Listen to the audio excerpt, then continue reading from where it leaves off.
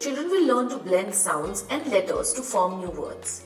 This activity will help children to read the new meaningful formed words by associating sounds with letters.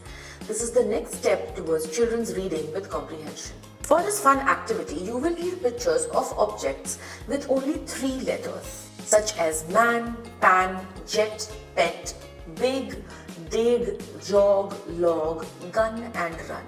Can you tell me what is this? Man.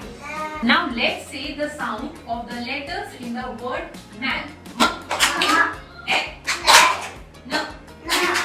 Man. Can you find the letter cards of the word man? What is this? Pan. Can you tell me which letter should come here in place of M? Very good. Now I will give you picture of some objects. You will have to tell me their name, the sound of the letters. Okay. Deepshika, can you tell me what is this? Net. Correct. This is net. Net. Net.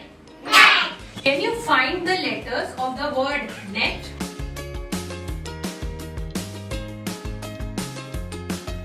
Which letter has a sound E? No problem. Samar, can you tell me which letter has a sound E out of these letters? Which letter should we add here to make the word pet? P. Correct. This is letter P.